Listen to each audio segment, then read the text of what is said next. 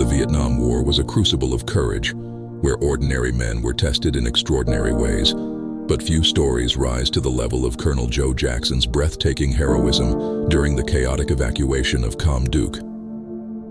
On May 12, 1968, Jackson, a seasoned C-123 provider pilot with years of combat experience, executed one of the most daring aerial rescues in military history, a mission so audacious that it defied logic and left even hardened veterans in awe. The Kham Duc Special Forces Camp, a remote outpost near the Laotian border, had become a death trap.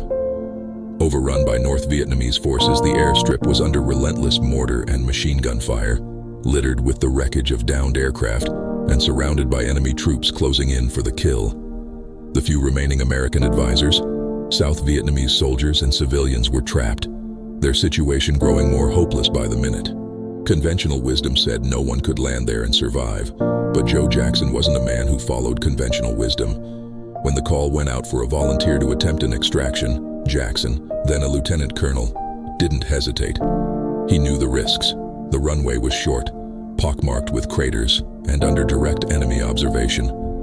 Previous attempts by faster, more agile aircraft had ended in disaster.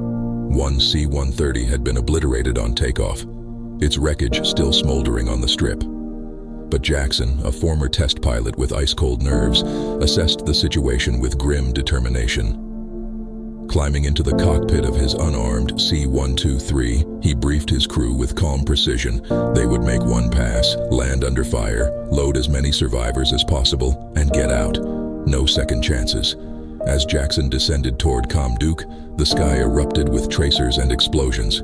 Anti-aircraft fire streaked past the cockpit, and mortar rounds shook the ground below. Displaying masterful airmanship, he executed a spiraling, near-vertical dive, a maneuver more typical of fighter jets than a lumbering transport plane, to throw off enemy gunners. The landing was a nightmare. The runway was barely functional, littered with debris and under constant fire. Yet somehow, Jackson touched down smoothly, his brakes screaming as the C-123 skidded to a halt just short of a burning wreck. What followed was pure chaos. Enemy rounds pinged off the aircraft's fuselage as panicked survivors sprinted toward the plane. Wounded men were dragged aboard, some bleeding heavily, others in shock. South Vietnamese civilians, women and children caught in the crossfire, clambered into the cargo bay, their faces etched with terror. Jackson's crew worked frantically, knowing that every second on the ground increased the likelihood of a fatal hit. Amid the bedlam, Jackson remained eerily composed, monitoring fuel levels, engine performance, and enemy movements with the precision of a surgeon. Then came the moment of truth. Takeoff. The C-123 was dangerously overloaded. The runway was crumbling under mortar impacts, and enemy fighters were now directing all their fire at the stationary aircraft.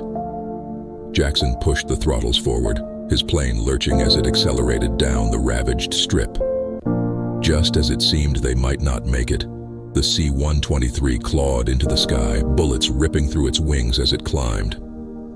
Against all odds, Jackson had done the impossible. He had snatched 29 lives from the jaws of death. For his actions that day, Jackson was awarded the Medal of Honor, yet his story remains strangely absent from popular retellings of the war. Perhaps it's because he was a transport pilot, not a flashy fighter ace, or because the Battle of Kham Duc was overshadowed by larger offensives. But those who were there never forgot.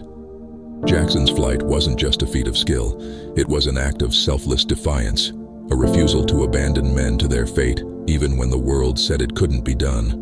In an era where heroism is often diluted by myth, Joe Jackson's legacy stands undimmed, a reminder that true courage isn't the absence of fear, but the will to act in spite of it.